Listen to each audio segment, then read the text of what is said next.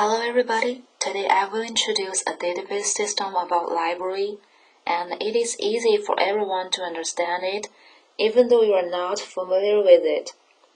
The Library Information Management System. I will talk from the 6 aspects that has been shown at the screen. First one is application description. A library information management system gives a perfect help for manager of the library. Also helps the customers to access the book more easier. Usually, when we get into a library, we search a book by asking the staff or finding from the computer. The staff may know exactly what you want. Well, sometimes it is not, because all the information of these books has already got into the database system, and it is more efficiency for people to use the database for finding a book. Well, what if we want get some books home, like rent the book? This library information management system will help you get your books easy to go and easy to return. The second aspect of this is the conceptual model. Here is the conceptual model of this library information management system. It seems like a little bit complicated, but actually it is easy. This picture called database entity relation diagrams. Here we have 6 entity: membership, category, staff, book, borrow information, and 1 week entity return information.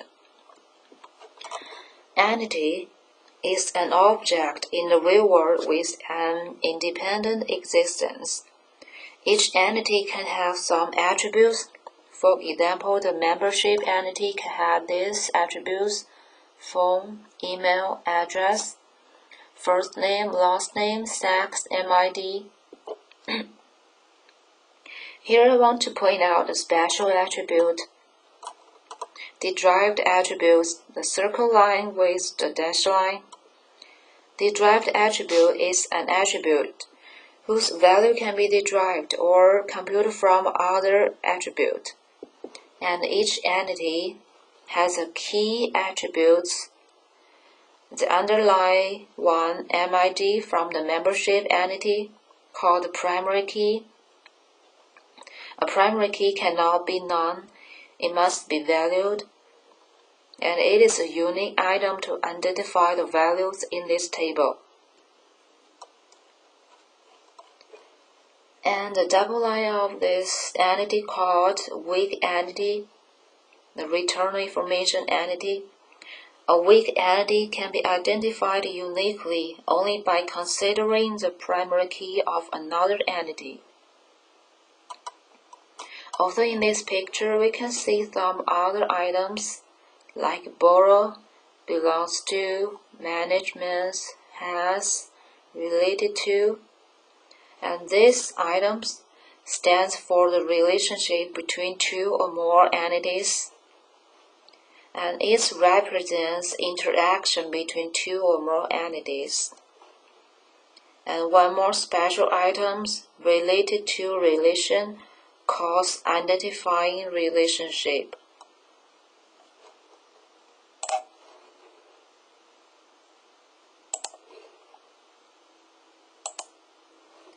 Number 3 is the database schema.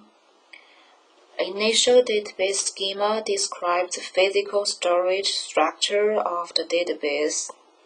And here is a table, belongs to, category, book, membership, and here is attributes of this table: C number, B number, popularity, and the underlying attributes called the primary key. The primary key belongs to this table, B number belongs to this table, and MID belongs to this table. And all of this primary key cannot be none, it must be valued.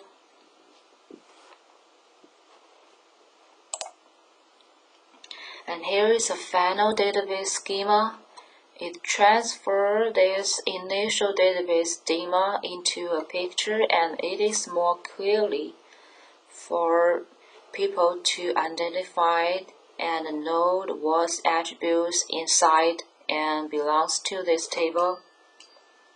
Also, the underline is a primary key, cannot be none, must be valued. And next aspect is a database instance. A database instance is the data in a database at a particular moment in time. It may change frequently itself. And a database schema defines the logical structure of the database, while a database instance is a collection of the data storage in a database at one time. Here is the database instance. We can see in the membership table, we have MID, F name, last name, sex, address, email, phone, rank. These attributes all belongs to this table, and MID is the primary key of this table. Also in the category table, we have the C number of this category table is the primary key. We have the C name and the section. The next step, we will do some query language to run the database of this question. The first one is to retrieve the borrow details operated by the Danny Hoodums at 2016-3/27. First step, we will log into our database and click the server command and do the command. We'll just copy this down and paste this. We select the borrow details from the borrow information table and the staff table, and the borrow information social credit number equals the staff social credit number. We combine this together to ensure these two tables can have some relationship, can have a link, and then do this command. And we run for this. Here is the result.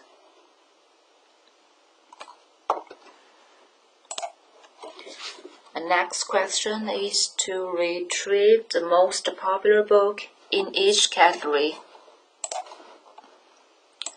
Also copy this down.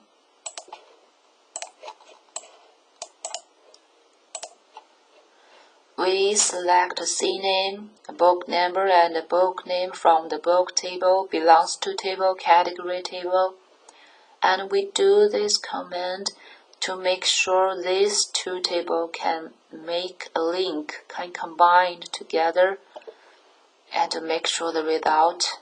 And we run for this. Here is the result of this. And number 3 is to retrieve the total number of books in each category and order by the first letter. Also copy this down.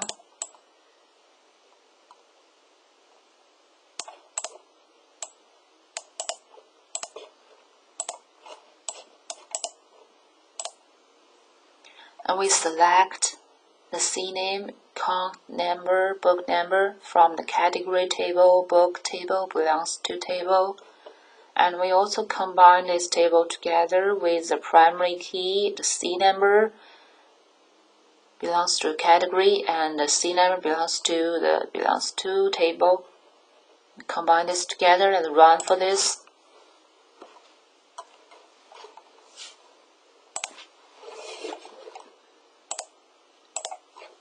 Number 4 is to retrieve the number information that borrow a book at 2016-402, and the member name is William.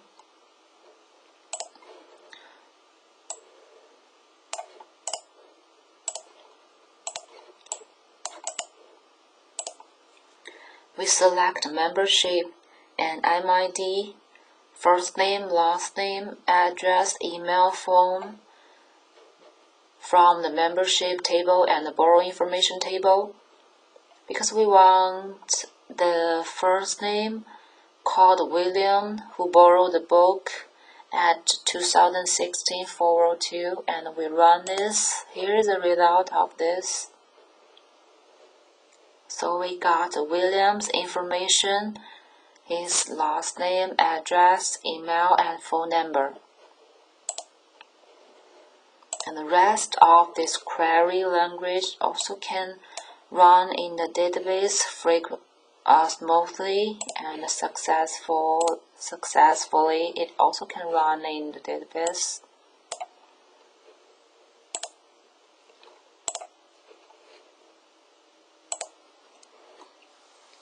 Number 5 step, we will do the observation. First, we draw the ER diagram and then construct a relation table. At last, we insert the data into the relation table. Everything went well, nothing unexpected happened, and we think our library database management system works well. It includes all the necessary information that we need and can perform the SQL Server query correctly. And thanks for watching the videos.